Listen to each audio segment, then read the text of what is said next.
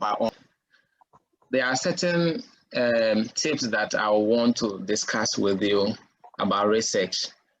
I think the previous one we discussed some of the things that inspire research, and then the problems that we encounter when we are going about research work. As research is more about writing, so if you really want to do very well in research, you would need to improve on your writing skills. It's the basics, yeah. So maybe there might not be time for us to take you through basic writing, but you will need it if you really want to be a good researcher. You will need to write well in terms of grammar, content, and then how your writings articulate, how it flows. You know, research should be something interesting.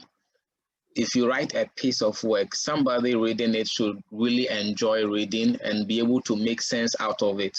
So writing is something that I will urge you to, even if you would devote time to start and research writing, not even research writing, but how to really construct good sentences. Yeah, so it's more of English language. So if you would get the time, I would advise that you learn basic writing skills. That will help you to improve or do well in research. Okay, so proposal writing. If we say research proposal, it's simple.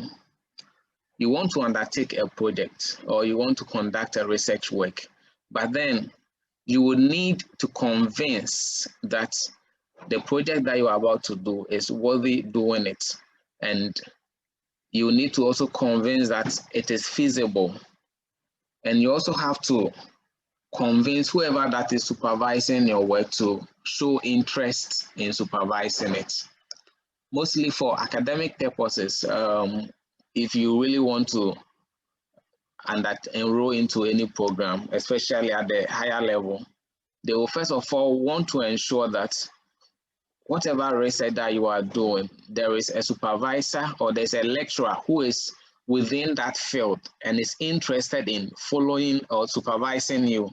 So before your admission or they even admit you, they want you to convince them or choose as a lecturer and negotiate with the lecturer to show that he's ready to supervise you before you get admitted, especially for PhD courses.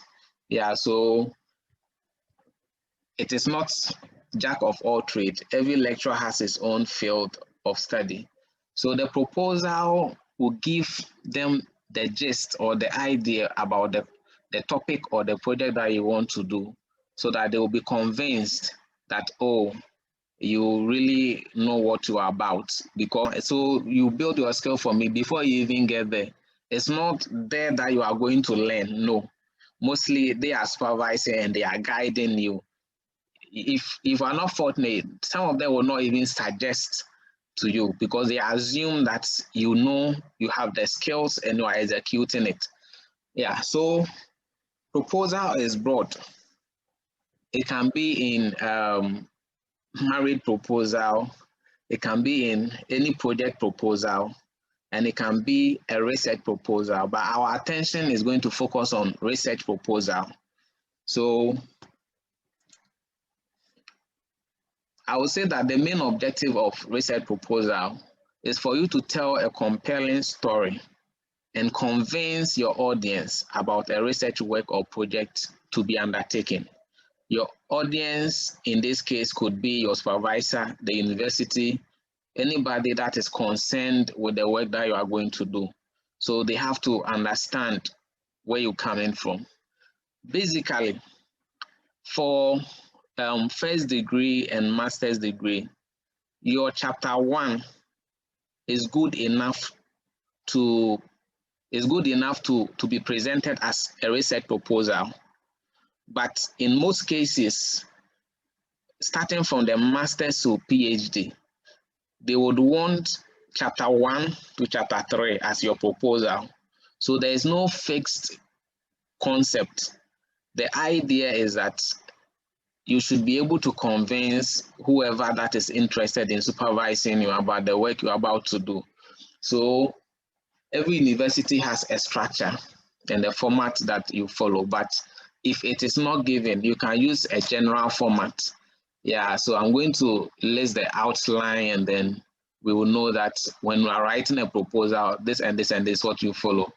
Now, if you are very new in research and you hear proposal, it might sound so big in your ears, but it's just simple. Convince your supervisor what you are going to do and why you are going to do it. As simple as that. We have business proposals. Convince your investor the business you are bringing on board and the profits or how good it is, why it should sell. So if you hear proposal, it's just something that you are proposing or something that you are suggesting. So for you to suggest something, it means there are a lot of things you might know about whatever topic or research area that you want to go. Maybe, you see, so I'm going to talk about things that will inspire you to write a research work or project. Maybe you have identified a problem. Maybe there is an opportunity somewhere that you have identified. Or maybe there is something that needs attention for whatever reason. That is the main reason why you are going to start a research in the first place.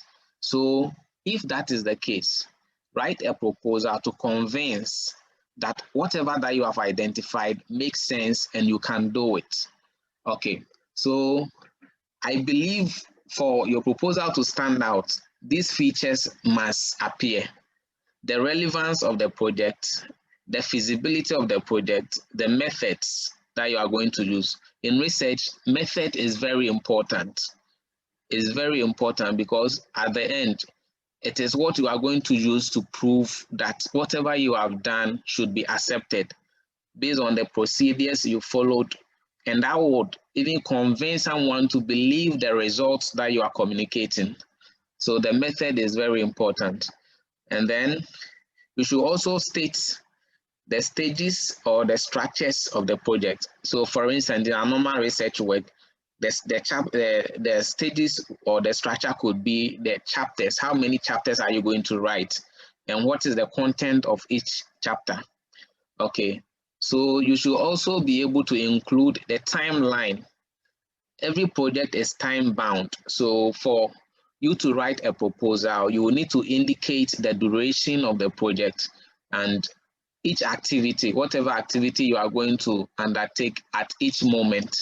Okay, and then just for formality, you add a budget. Definitely nobody is going to finance your project. You are doing it yourself. So data collection, whatever, you would have to sponsor yourself. But in the case where there is sponsorship, in most cases PhD, then you will need to prove or submit a budget. The thing is, your budget will be able to show whether the project is feasible, as in it could be financed. Okay, so okay, Ruby, I'm not having a slide though, but you requested that I should share the slide with you, but I'm not having a slide. Just type something small, but I promise that by the end of the meeting, hopefully within the week, I'll do a presentation on it and then I will share with everyone. So for now, I will be most grateful that you give me all the attention, listen to it. Let's make it interactive. If I say something that needs explanation, or if there's something that you would want to know based on what I've said, you feel free, we discuss it, and then later on I'll give you the materials to also read. Okay, yeah. All right, so the structure of a research proposal, as I said earlier, there's no definite structure that maybe it is fixed that once it's a proposal, it should go through this specific structure. No, it all depends on you, your school, and then your supervisor. So in most cases, the school will give you a structure before you even start. They have a certain guideline. A lot of schools do it, but there are other schools too that wouldn't give you anything. So if that is the case, then you have to come up with your own structure that will communicate all the information that I have discussed with you. But once again, I'm reminding you that a proposal is not anything so strange. It's just something to convince your audience on whatever research that you want to undertake. So it will start with a background. So mostly we number it 1.1, 1.2, 1.3. So I'm giving you all the structure. Don't stress yourself trying to write or note it down. As I said, I'll prepare a slide on it and then I'll share with you. Okay, so first, the background. Let me list all of them and then we discuss one by one. One thing that I also want you to know is that if you write a good proposal, you can submit it as your chapter 1. It's the same thing. The structure of your research proposal is no different from your chapter 1 because they all have the same components. But in the cases where you are going to write a PhD or it's specified that your proposal should include chapter 1, 2, and 3, that means after you submitted it, you can still use it for your chapter 1, 2, and 3. So what I'm trying to let you know is that in writing your research proposal, it can be the same as chapter 1. In advanced form, it can be your chapter 1, chapter 2, and then chapter 3. So that will be your proposal. Okay, so it has the background, it has the problem statement, your objectives, your research questions, and then the significance of the study, the scope, summary of your method, and then in some cases, limitations of the study, and then organization of the study. So organization of the study, we're talking about the structure. How is it structured? So what we are going to do now is to go through one by one. But as you are aware, before you start any research project, you should have a topic in mind. You should have a topic in mind. So topic could be very simple, as you know, but it's one of the most challenging aspects, choosing a suitable topic for your project. It's come with so many difficulties. So I've really come across several instances that I would have to suggest topic for people, or people will consult me for a project topic. And there are also instances that universities recommend certain topics for research students. And there are other instances that you can also look for your own topics. Now let's discuss the whole thing or the whole concept about research topic. How do you even come up about with your topic? There are certain things that should motivate your topic. One, your field of study. If you are dealing with, let's say, economics, I don't think it will be a good idea to choose a topic that is medicine related. So to choose a good research topic, first look at your field, your program of study, or your subject area, and choose any topic from there. Now, how to get the topic simply? You can fish out information from the subtopics or the subjects that you have done in your program. For instance, in economics, we have money supply, we have demand, we have supply, we have a lot of concepts. You can choose a topic because each of these concepts can give birth to a topic. So for you to know the right topic to choose, your field should inspire you and your interest, because it's not everything that you have interest in, okay? And your interest should be inspired by other variables, maybe because of the problems that the thing is creating. For instance, recently I'm working on a waste management project, and I didn't just get up to choose it because I have interest in it. I've realized that waste management is a big thing in Ghana here. Everybody is talking about it, and it's not just the talking, the discussion that people are having that inspired me, but because of the problems that it's creating, or because of the fact that those who are handling waste management are not doing it well. You see, so that gives me an interest to take part in such a project, or to come out with things that will either educate or give, how do I put it, things that will help to provide knowledge, information, ideas on how to go about it. So for me to contribute to all, I will just make it a research topic and then try to write or go into details. All right, so as you can see, to choose a research topic, I mentioned it should be your field. Secondly, you should have interest in doing it. Thirdly, it should be feasible. Feasible in the sense that the time available for you, the resources available for you should make it possible. Let's, for instance, I want to find out what happens in space. You know, it's going to be something very expensive. Looking at my resources, if I don't get sponsors, there's no way I'll be able to achieve it. Even if it takes me 100 years, I might not be able to achieve it. So such an issue would let me quit showing interest in that topic. Yeah. So your resources and the time available. Some projects will take so long that you even die, and then other generations will have to come and continue. So these are some of the things that you need to consider. And mind you, in our case, we are writing it for a degree or for an award. So there is time bound, sometimes 3 months, sometimes 1 year.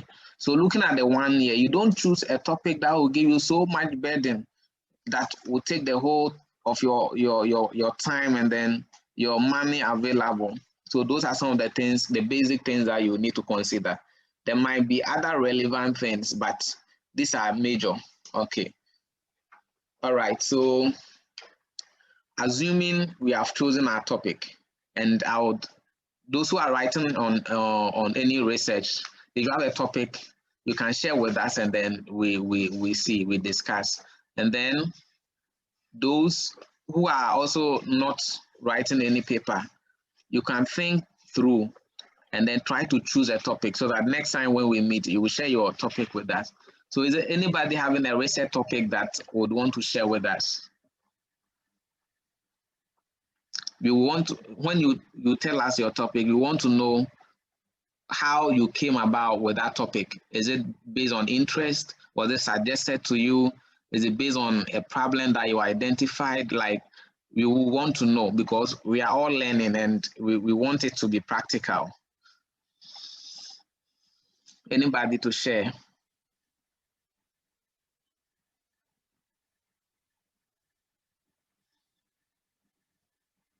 Or we should move on? At least I want to hear something. Or it could be that you don't have, you are not writing on any research topic, but has any topic come in mind that you would want to pursue?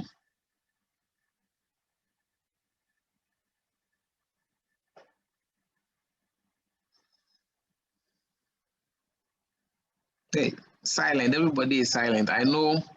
Oh, I've forgotten. Eugene, won't you share with us your topic? Eugene. Oh, Chrissy, you wanted to talk.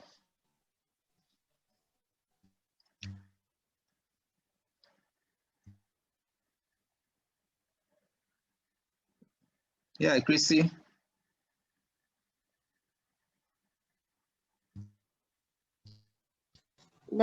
Fred. Yes, please. Do you have any topic you are working on? Hello. Yeah. I'm here.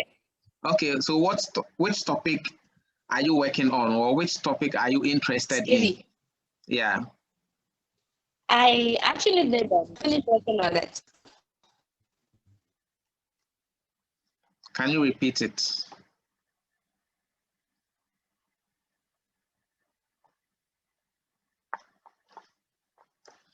Okay, anyway, let me continue if there is no topic. But the idea is that for you to start any project, you should have a topic in mind. Okay. Now we are jumping straight to the background. The idea of before then, if you are writing a proposal, the whole proposal can be considered as an introduction because you are introducing the project that you are about to carry out. Okay, so you are telling us what the project is, how you're going about it, the steps, and the things, everything that we need to know about the project. So I will simply consider it as an introduction. And that's why when you are writing your chapter 1, your whole chapter 1 is an introduction. Okay, so to introduce any research, you need to tell us about the background. Most people get it wrong when we say write a background because sometimes the information wouldn't flow, it wouldn't articulate. So there are certain things that you need or we are interested in knowing in your research background. Now let's take it this way. Assuming that you meet somebody and the person wants to know you, you have to introduce yourself. And in introducing yourself, there are certain background informations that the person has to know. The same concept can be applied to your project. So in writing, I believe that first you need to get the idea, and 2, you need to know how to connect your sentences. The sentence connection is what I urge you to learn more of English writing. That is how to connect sentences to make it flow and articulate well. But the idea is also another thing. So right now, our main interest is to get the idea, what to include and what not to include in your introduction or your background. Most people believe that in writing a research background, you will need to start from a more general perspective and narrow it down to a specific point. So for instance, I want somebody to give a practical topic so that we will see how to go about its background. Any volunteer, any topic in mind that it might be within your field or outside your field, we accept that.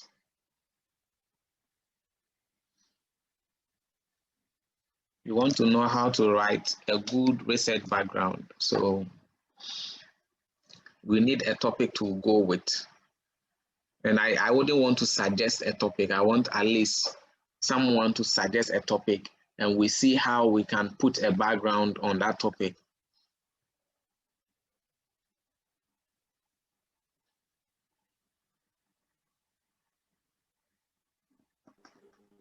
Okay, I want to suggest oil price shocks and physical response. Okay, oil price shocks in physical response. So we are all going to discuss the topic. First word, oil. Second one, price. And then third one, shocks. It means each of these must have a narrative. So for instance, if we say oil price, what do we know about oil price? How has it progressed? How has it changed? Like, what is the narrative? So in giving your narrative, then you are writing about a background. And in giving your narrative, you must start from a general point and it's come to a specific point. So for instance, you can think about a sentence like, okay, everybody will give an introductory sentence. Then we will see how we continue. I'm starting with mine. Okay, post-COVID-19, there has been a lot of changes in oil prices. I'm not thinking, no, I'm just reading. So if it doesn't get to the perfect level, it's accepted. Yeah, I'm just reading from. So post-COVID-19, there has been a lot of shocks in the oil prices in the global markets. And this is mostly attributed to economic recessions and maybe low production and maybe some of the challenges that has gone down with laying off workers and so much more. So with that opening sentence, I'm trying to give a background, but I'm using the COVID-19 as an indicator. Do you get it? So at least it is starting from a general point, that is the global perspective. You see, so if I should go on and on, I'll narrow it down to how the oil price is affecting Africa and maybe Ghana, assuming there is. I didn't want to talk about the topic, but there's an issue with the topic. It's so open and broad. You see, you need to make it so specific. When you are those are some of the things that you consider when you are framing your topic.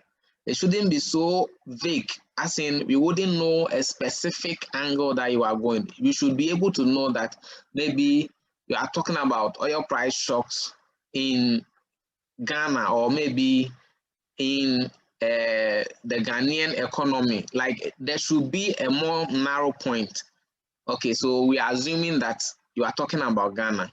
So I'll have to start from a general perspective, talk about oil price shocks, how it came about before COVID-19 and after COVID-19, and I should be able to connect certain variables with oil that has caused or that is assumed to have caused those shocks. Are you getting my point?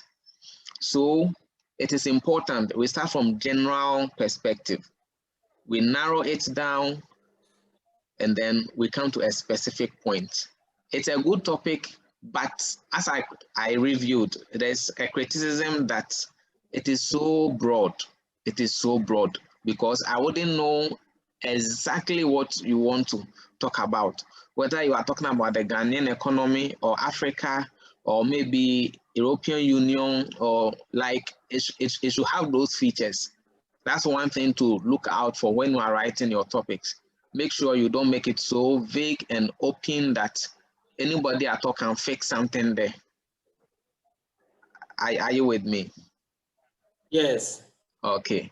All right. So that is my simple introduction. But as I told you, you need to have the idea. And after getting the idea, how to put it into words to make it convincing is another thing. So is somebody willing to also give just a 2-line introduction that will show that it is coming from a general perspective?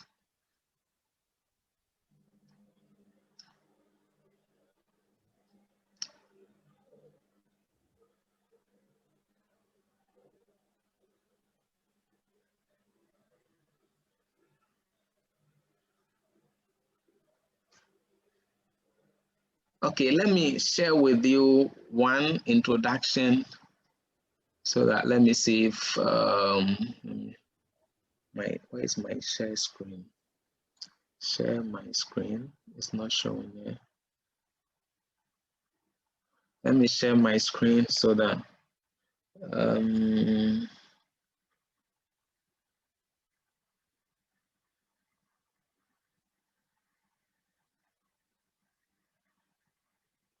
should it be this one? Yeah.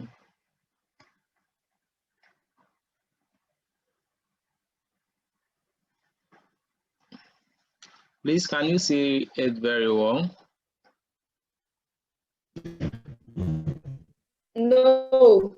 Okay, then let me expand. Can you see it Yes. now? Okay. Yeah, so this is a research paper I'm writing. It has already gone for review. The comments are in and I'm just revising it to submit it. Okay, so if you can see the topic here, demand and supply side determinants of domestic electric power consumption and representative roadmap to 100% renewable systems. That's the topic. And see how I wrote my introduction. Mostly the introduction should be 2 to 3, at most 4 pages. Yeah, so I'm just reading the first page so that we get the idea. As I wrote, electricity has become a backbone and a driver of economic development in most countries in the world, of which its impact on Sweden cannot be overemphasized. I used Sweden because I was writing on Sweden, but if you can see the opening sentence, electricity has become the backbone of and a driver of economic development in most countries in the world. You see, it is talking about the general form. Then I'll be skewing it down to Sweden and the variables that I am using in electricity consumption, of which CO2 and GDP and others were also linked. Okay, so let me continue. Future electricity production and demand forecasts influence economic planning and decision making in both developing and developed countries. As you can see, I'm giving a narrative, background of electricity, its usefulness, and so much more. Okay, so the rate of technological advancement, gross domestic product, okay, GDP growth, okay, industrialization and infrastructural development depend on electricity and consumption, that's the production and consumption. So I'm still narrating why electricity is useful, how it links to the economy, and so much more. Okay, so as a matter of fact, several macroeconomic variables, including GDP, population, gross capital formation, and carbon dioxide emissions, are interdependent on electricity. I'm saying this because I want to introduce those ones as the variables of study, meaning my attention is on the 5 variables I've mentioned. So it's good you bring them on board and try to show how they are connected in your introduction. So in your introduction, give an idea of whatever topic that you are writing. Is it on electricity? So narrate how it affects whether the economy, whether the world at large, whether a particular continent, and let us know how they are interrelated. Like you are building a point from somewhere, you are making a narration, and your narration can be historical. It's accepted. So as I keep saying, writing is not a fixed method. It's based on the skills and techniques that you want to apply, but make sure it is within standard. And as a matter of fact, in econs, we learn something that we have reasons why economists disagree. Researchers also have their own differences. A professor can write an article and another professor will review and get loopholes. That is the beauty of research. So when you write a research work and you are criticized for whatever, it is not strange because it happens all over. Even those at the professor level, they write and they still have people who have issue to punch holes and whatever in whatever they have written. So in most cases, if you really want to get a perfect work, when you write it, you give it to someone, a second person to also read to see whether it sounds good or to come out with some criticisms or a review. A review can be both positive and negative, like to give comment about what you have written, to draw your attention to certain things, to make you do it better. That's the whole concept of review. But in our setting here, a review might be like, oh, what they were born, like you see, it's supposed to correct you, say, oh, draw your attention to certain things. Do this word. For instance, some of the review comments that came was that I should use more recent references. I use references from somewhere 2019, somewhere 2017, but they still see it as not recent, you see. So you have to, once you want your paper to be published, it means you will need to follow the review comment and revise your manuscript as suggested. Okay. Yeah, you need to revise it as suggested so that your paper will get published. So I've given you a gist of an introduction, but at the end of it all, your introduction should wrap up with the need of your research. So you point up a gap. In this case, for instance, let me show you how I crowned it. So you just keep, the reason that this format is quite different because every journal has its own format they want you to follow. But in your academics, you would have to follow these specific ones because with the introduction, I didn't come out with problem statement. I wrote all of them together. But in academic writing, they would want you to separate and show clearly that this is your research question, this is your this and that and that. But journal publication is different. Okay, so I just want to show you where I showed the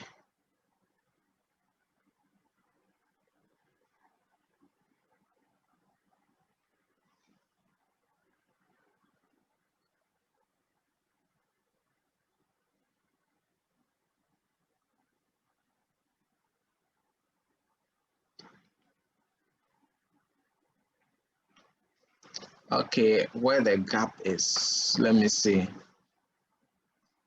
where the gap is. Let me start from okay, let me start from here, this paragraph. Let me start from here, the line 132. Given that high accuracy demand and supply projections are made, decision makers utilize the gaps in total power demand and generation from renewables to propose viable pathways to transition from fuel to 100% renewable electric power systems. Though a few studies have proposed transition pathway for various countries, including Sweden. And then I gave a reference here.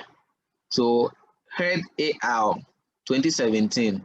So these are some of the references they are saying that they should be updated to maybe 2021 or 2020. So they have identified loopholes in the approaches used by existing studies and hence claim that the sample transition pathway have become unrepresentative, potentially misleading, and for a large part irrelevant. The reason I wrote this part is that I was talking about electricity generation. I was talking about transition pathways, and I was talking about moving from non-renewable to renewables. So I made this statement to show that even though, you see, you need to prove a point that certain studies have been done in that field, as in you are not the first to do this, but they fail to do this and that and that. And that is the relevance of your work. So before you end with your introduction, it should be clear enough that there is a gap and your work is going to fill that gap. So I made a point with this guy's reference because in his work, he stated that the existing pathways are not adequate. They are misleading, they are this. So I based on his point to create an impression that such problems exist. And so there's supposed to be a research to correct them, and that is why mine is coming on board. I don't know if you are getting me. First, in your topic, in your subject area or in your field that you are researching on, you should appreciate already existing research works. Definitely, a lot of people have also conducted researches in that dimension, so you should appreciate those works. But you should let us know that even though those works exist, there is still a gap because it's a gap that necessitates your research. If you are presenting your proposal to every supervisor, they will want to know why your research is relevant. And one thing that will prove its relevance is the gap that it is coming to fill. So you should be able to show that it has not been done, as in, even if it has been done, you are bringing a new dimension to it. And mostly when you go to defend your project, these are some of the things that you have to battle with. They want to prove a point that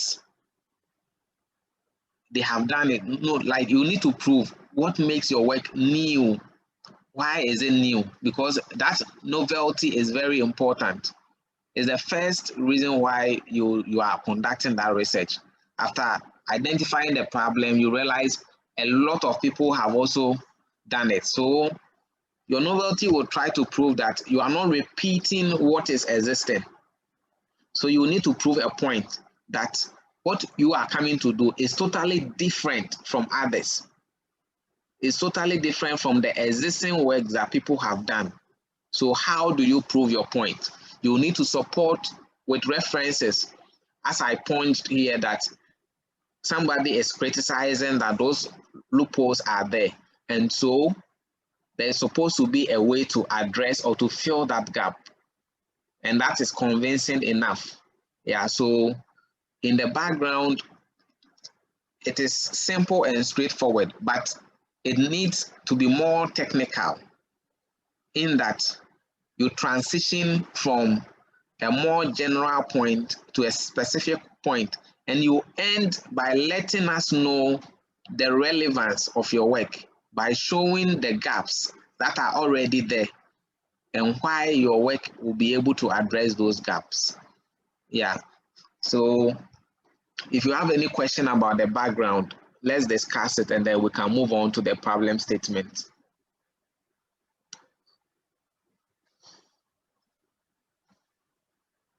Please, the only challenge I have is the citations. Okay. I don't know if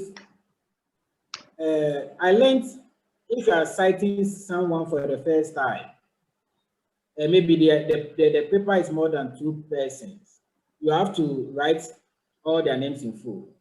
I don't know how true that is. If you can help me to understand that. Okay. You would have a more specific lesson for references and citation. But then to address your question, it depends on the format. You know, with the references, we have a lot of formats that are recommended. Maybe you are using the APA or the Chicago or the MLA. It depends on which one you are using, and each one has its own rules. Okay, so for the APA, for instance, if you are citing and then the writers are 3, you need to cite everybody's name. But if there are more, that is where you use the AR to show that there are many. So you are citing for the first time, is the same paper. So you just put AR because you don't want to make, there are about 6 or 7 and you don't want to list all of them. So the rule for this particular one says that you mention, if there are few, maybe 3, you can mention all of them. But if there are more, then you cite the first person and then you bring AR. Simply means that and the others. So head and the others, meaning you don't want to mention the whole list. So when you go to the list of references, I don't know whether I included my references here. Okay, so you will see where head is.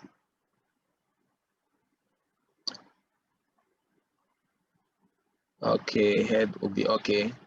So you can see 1, 2, 3, 4. There were 4, so I didn't have to list all of them. So the full reference list is here, so that whoever wants to follow up should be able to trace and find the document to verify the information that I am giving. That's the main point for referencing. You would need to make your facts verifiable so that you claim this person is saying this. So are you not just using your head to say something, or it is a fact or something that somebody has written? Yeah. So we will take time and go through the references and those ones very carefully. But today we want to concentrate on the background so that later on we deal with the references, because it's one other thing that is very relevant and it needs attention. Yeah. So we will do that. Okay, so any other question with the background? The background.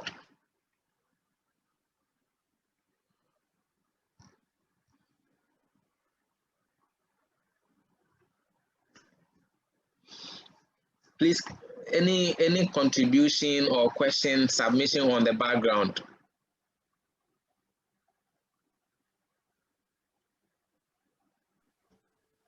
No.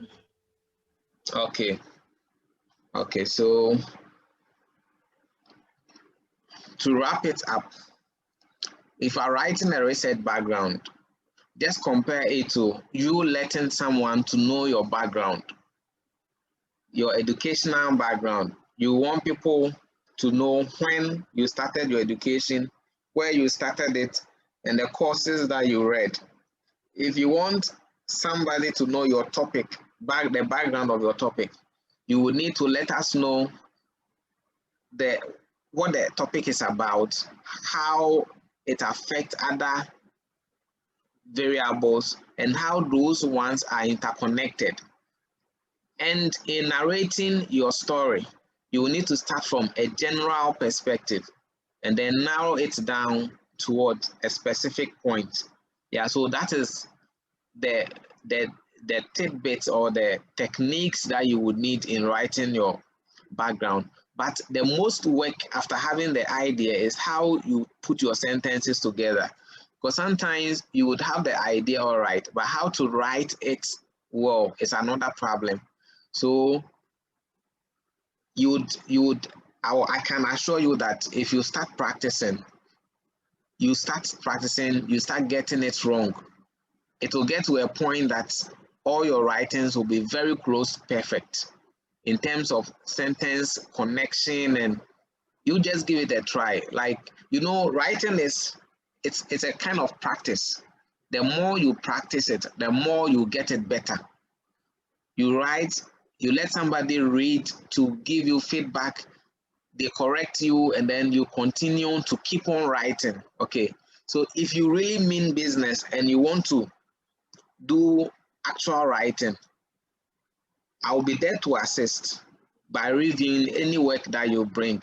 So for instance, today we've discussed the background, and if you go home or maybe after the meeting, you can create a topic in mind and assume that you are writing it as a project. Write the background, just 2 pages.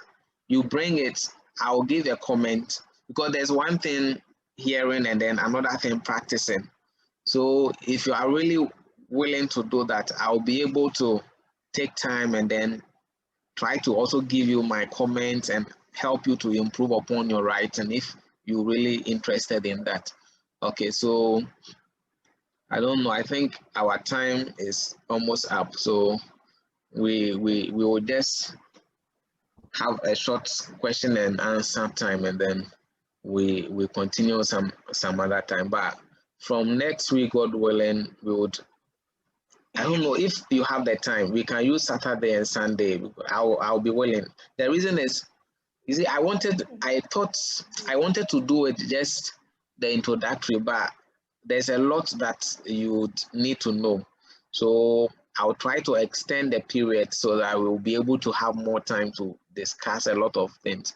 So God willing, next week, if we are able, we can do it Saturday and Sunday. That if you'll be available. Yeah. So if you have any question, comment, and let's go ahead.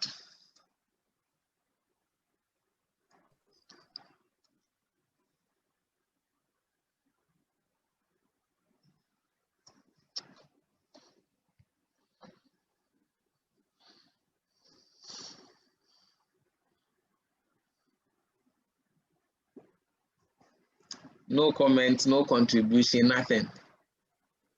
Please, Saturday, what time?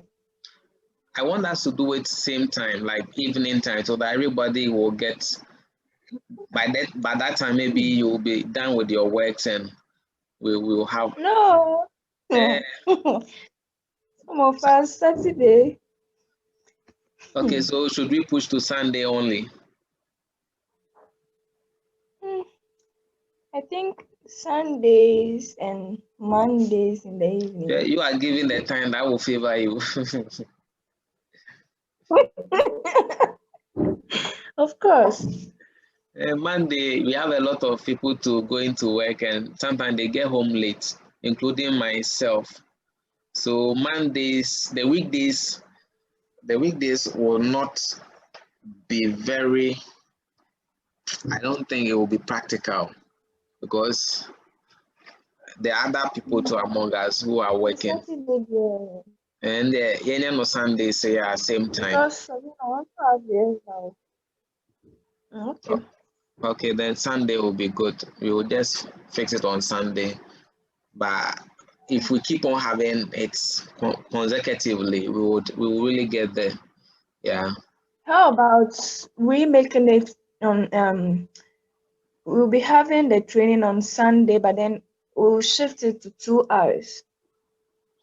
Zoom, I think the account I have at the moment, it doesn't extend to more than more than one. Yeah, so that's the challenge.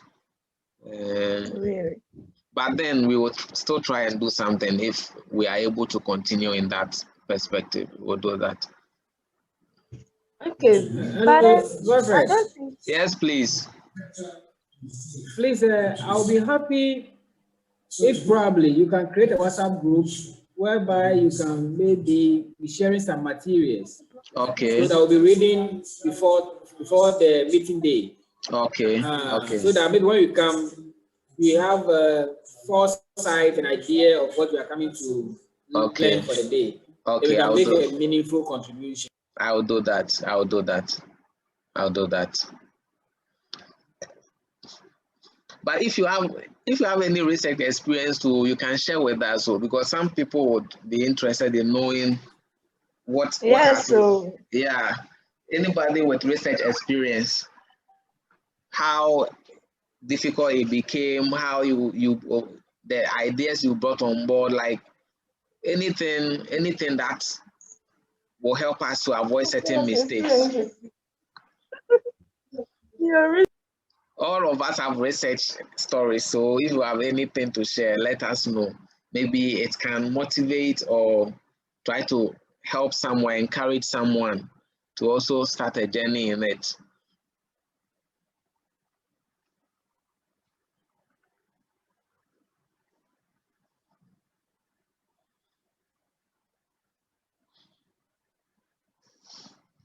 To me, my story is about when I try my best to switch from engineering field to economics. You know, I did B.S. mechanical engineering, and then I'm doing my master's in economics, energy economics, and because of the fast change in the subject area, my research was quite difficult for me. And it started from getting the topic right to the abstract. And it was a real battle. And unfortunately, where I live also is a little far from my colleagues. So I mostly have to rely on phone calls. You know, there's nobody around me for me who has done the program I did, for me to even inquire about the procedure, where to go from here and what next. So my supervisors were tossing me up and down, up and down, up and down. I have to write the proposal about 5 times before, you know, because I happen to be an engineer, I end up chipping in engineering stuff.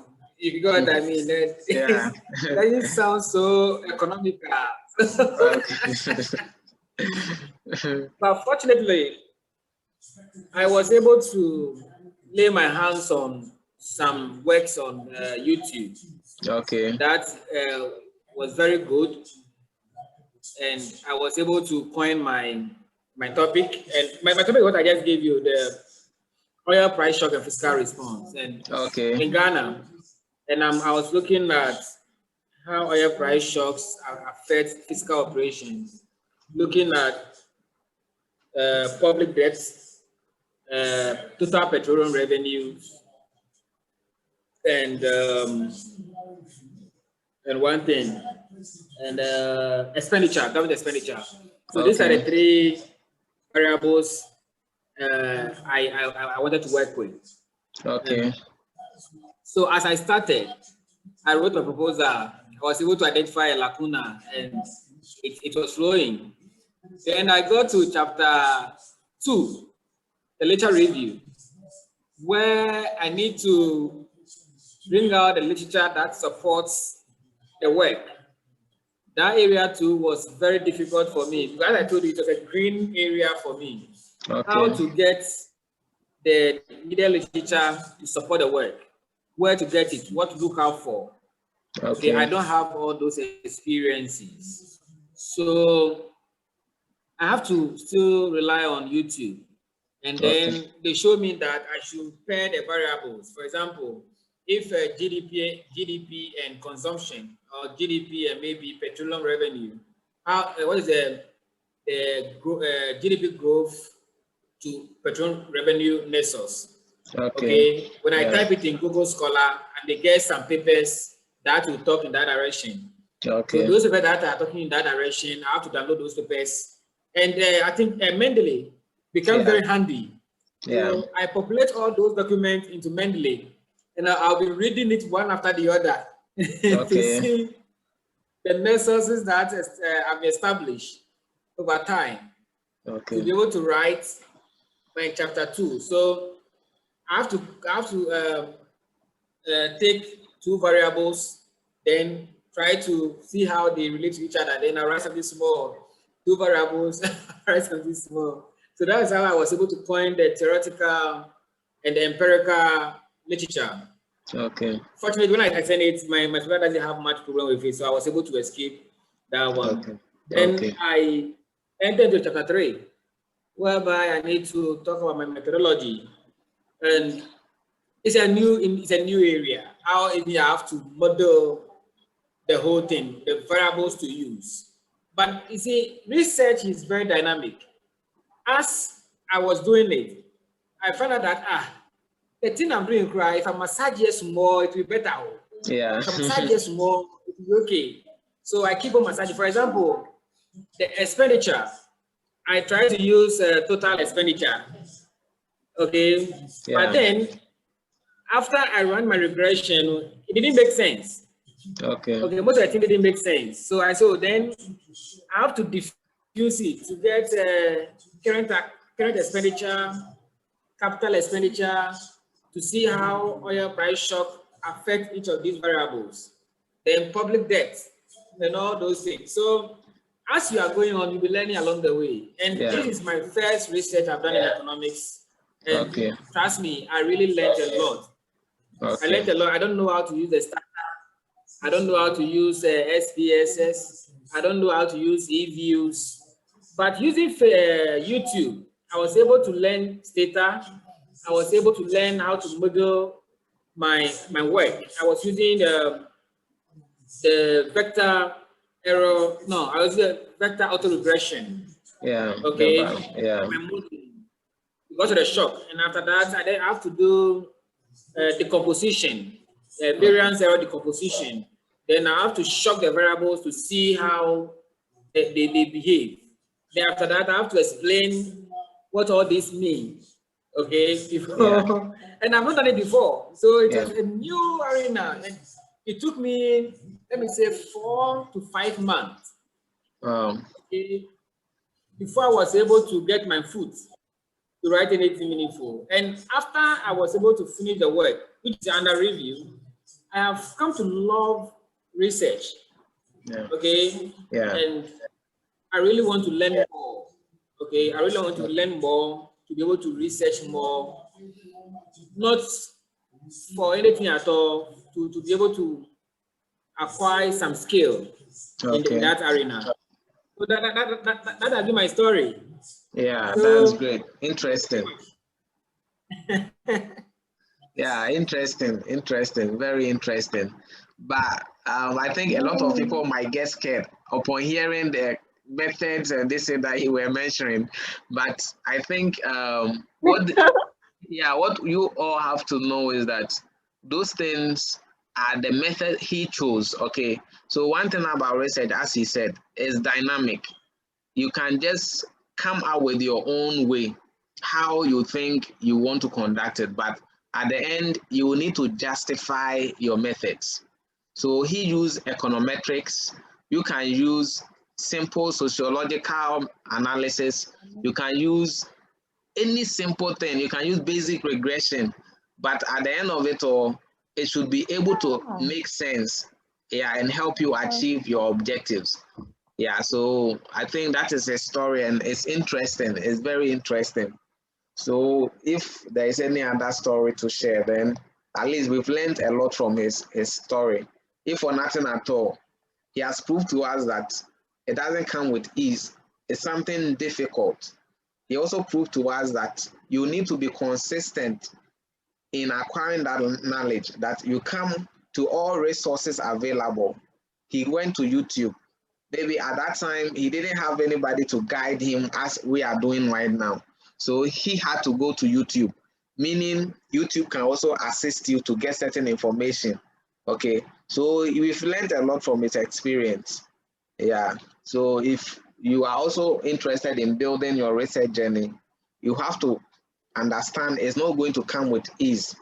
It will need more training and practice, and you will need to get you need to get people to coach you, somebody to help guide you, because those people have already made their mistakes and they have learned from it. So they are best to guide you. Yeah. So if you really want to polish up your research, it's a must. Like you will need it. So if you really want to start now, it's better. So if you want to start, this is the right time to start. And fortunately for you, we are going to work together as a team. So we, as he suggested, I'm going to create a WhatsApp group so that we will be kind of more interactive.